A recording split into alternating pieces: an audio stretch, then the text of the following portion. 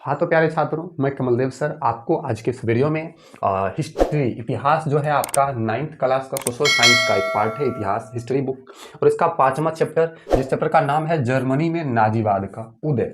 ठीक है, इसका आपको ऑब्जेक्टिव प्रश्न बताएंगे एमसीक्यू। ठीक है, जिसमें 32 ऑब्जेक्टिव लिया गया है और बोर्ड एग्जाम में इस चैप्टर से अगर क्वेश्चन लेगा तो इसी के अंदर से ही लेगा। ठीक है, इसके पहले वाले और बाद वाले सारे वीडियोस बने हुए हैं, आप प्लेलिस्ट में जाकर जरूर देखिए। तो चलिए शुरू करते हैं, आप लोग ध्यान दीजिएगा। हमारा फर्स्ट क्वेश्चन है कि हिटलर का जन्म कहाँ हुआ था। ठीक है, हिटलर का जन्म कहाँ हुआ था? A Germany, option B Italy, option C Japan और ऑप्शन डी ऑस्ट्रेलिया। तो देखिए आपका ऑप्शन नंबर डी सही होगा, ऑस्ट्रेलिया। हिटलर का जन्म ऑस्ट्रेलिया में हुआ था। ठीक है, अगला हमारा दूसरा नंबर प्रश्न है कि नाजी पार्टी का प्रतीक चिन्ह क्या था। तो नाजी पार्टी का प्रतीक चिन्ह तो आप अगर पढ़े होंगे तो आपको ध्यान होगा, स्वास्तिक का जो चिन्ह होता है यही चिन्ह जो है नाजी पार्टी का प्रतीक चिन्ह होता है। ठीक है, दीपावली में लोग अपने घर पर बनाते हैं ऐसा चिन्ह। तो अगला आपका प्रश्न है कि वाइमर गणतंत्र की स्थापना कब हुई थी। ऑप्शन ए 10 अगस्त 1919 ईस्वी को, ऑप्शन बी 15 अगस्त 1919 को, ऑप्शन सी 14 अगस्त 1914 ईस्वी को और ऑप्शन डी 15 अगस्त 1914 ईस्वी को। तो आपका ऑप्शन ए होगा 10 अगस्त 1919 ईस्वी को वाइमर गणतंत्र की स्थापना हुई थी। ठीक है, चलिए आपका अगला 4 नंबर का प्रश्न है, ध्यान दीजिएगा कि हिटलर जर्मनी का चांसलर कब बना।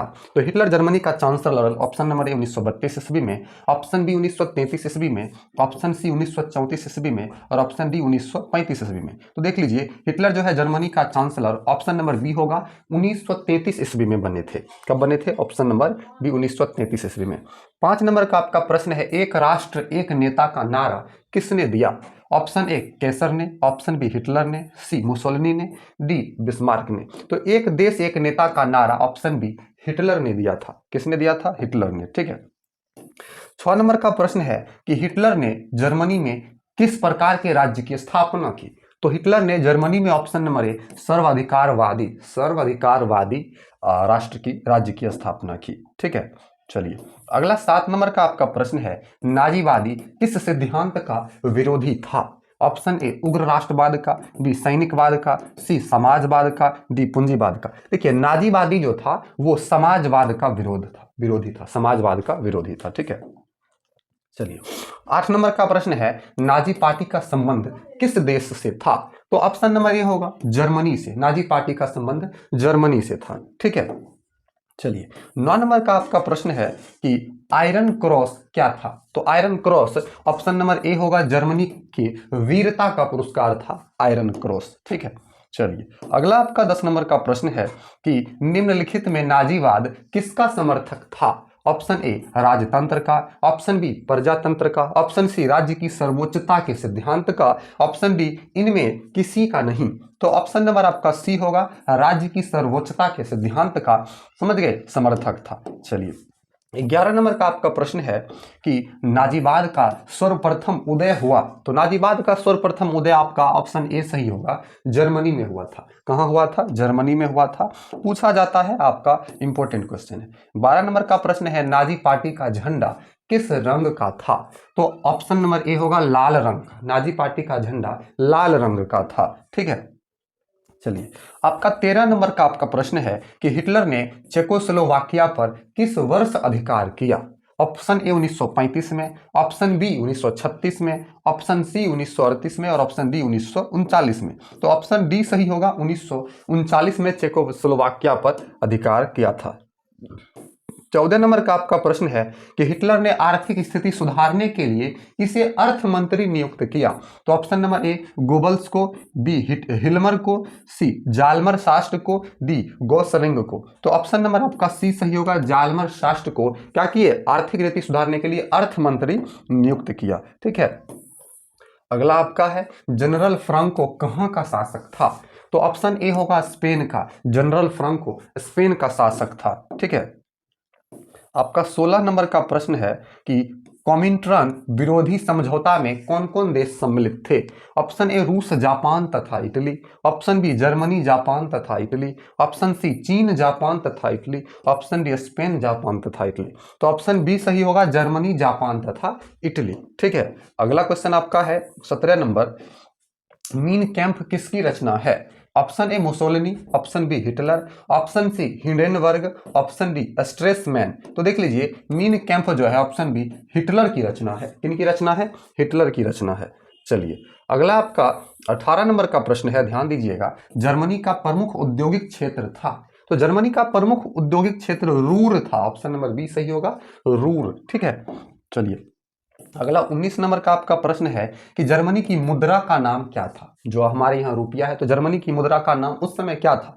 ए dollar, B pound, C mark, D rouble. तो ऑप्शन नंबर सी होगा मार्क। जर्मनी की मुद्रा का नाम था मार्क, ऑप्शन नंबर सी। ठीक है, चलिए आपका 20 नंबर का प्रश्न है कि चतुर्थ वर्षीय योजना कब लागू की गई। चतुर्थ वर्षीय योजना जो है ऑप्शन नंबर ए होगा 1936 ईस्वी में लागू की गई। कब लागू की गई? 1936, 1936 में लागू की गई। अगला आपका 21 नंबर प्रश्न है, अबिसीनिया युद्ध के बाद कौन से दो राष्ट्र एक दूसरे से काफी करीब आ गए थे? ऑप्शन ए जर्मनी और जापान, ऑप्शन बी जर्मनी और इटली, ऑप्शन सी जर्मनी और जापान, इटली और जापान, ऑप्शन डी जर्मनी और ब्रिटेन। तो देख लीजिए ऑप्शन ए होगा जर्मनी और इटली करीब आ गए थे, जर्मनी और इटली। 22 नंबर आपका है, जर्मनी में नवंबर क्रिमिनल्स किन्हें कहा गया है? तो नवंबर क्रिमिनल्स ऑप्शन ए गणतंत्र के समर्थकों को कहा गया है, नवंबर क्रिमिनल्स। ठीक है, चलिए आगे 23 नंबर का आपका प्रश्न है कि जर्मनी संसद का नाम क्या था? जर्मनी के संसद का नाम क्या था? ए पार्लरमा, B Reich, C States General, D Reichstag. देखिए 9th क्लास का ये क्वेश्चन है लेकिन इंपोर्टेंट है। आपका ऑप्शन नंबर डी होगा रिच स्टॉग। जर्मनी के संसद का नाम था रिच स्टॉग। ठीक है, 24 नंबर का प्रश्न है कि ऑनर क्रॉस से किन महिलाओं को सम्मानित किया गया था? तो ऑप्शन सी होगा अधिक संतान पैदा करने वाली महिलाओं को ऑनर क्रॉस से सम्मानित किया गया। ठीक है, चलिए अगला आपका 25 नंबर का प्रश्न है कि हिटलर ने पोलैंड पर कब आक्रमण किया? तो हिटलर जो है पोलैंड पर आपका ऑप्शन सी होगा 1 सितंबर 1939 को आक्रमण किया। ठीक है, और इसके बाद ही द्वितीय विश्व युद्ध शुरू हुआ था। 26 नंबर का आपका क्वेश्चन है, ध्यान दीजिएगा कि कितने वर्ष के आयु के बच्चे को जंग वोल्क नामक संस्था में भर्ती किया गया? ऑप्शन ए होगा इसका 10 वर्ष से ऊपर तथा 14 वर्ष से कम वर्ष आयु के बच्चों को जंग वोल्क नामक संस्था में भर्ती किया गया। ठीक है, चलिए आपका 27 नंबर का प्रश्न है, जर्मन युवा संगठन किस वर्ष कायम किया गया?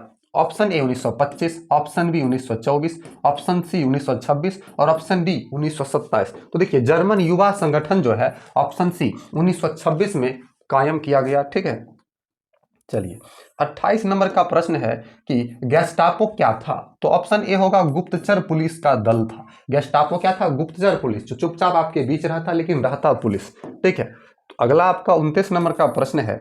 ठीक है, हिटलर की प्रजातीय नीति के विशेष शिकार बने? ऑप्शन ए शुद्ध नस्ल वाले आर्य, बी यहूदी, सी जिप्सी, डी ईसाई। तो यहूदी, हिटलर की प्रजातीय नीति के विशेष शिकार कौन बने? यहूदी बने थे। ऑप्शन नंबर बी आपका सही होगा। 30 नंबर का प्रश्न है कि हिटलर का प्रधानमंत्री कौन बना? हिटलर का प्रधानमंत्री कौन बना? ऑप्शन ए होगा गोबेल्स बने थे हिटलर का प्रधानमंत्री, लेकिन पावर तो हिटलर के पास ही रहता था। आपका ऑप्शन नंबर 31 नंबर क्वेश्चन है, हिटलर ने राष्ट्रसंघ की सदस्यता कब छोड़ी? तो ऑप्शन ए 1923, बी 1933, सी 1939 और डी 1945। तो हिटलर जो है राष्ट्रसंघ की सदस्यता 1933 में छोड़ दी थी। ऑप्शन नंबर बी आपका सही होगा। चलिए, और 32 नंबर का आपका प्रश्न है कि हिटलर के किस देश पर आक्रमण के परिणाम स्वरूप द्वितीय विश्व युद्ध आरंभ हुआ? तो अभी हम पहले पढ़ चुके हैं, ऑप्शन नंबर सी होगा पोलैंड पर आक्रमण के बाद जो है द्वितीय विश्व युद्ध आरंभ हुआ था। ठीक है, तो ये आपका जो है क्वेश्चन आज का खत्म हुआ।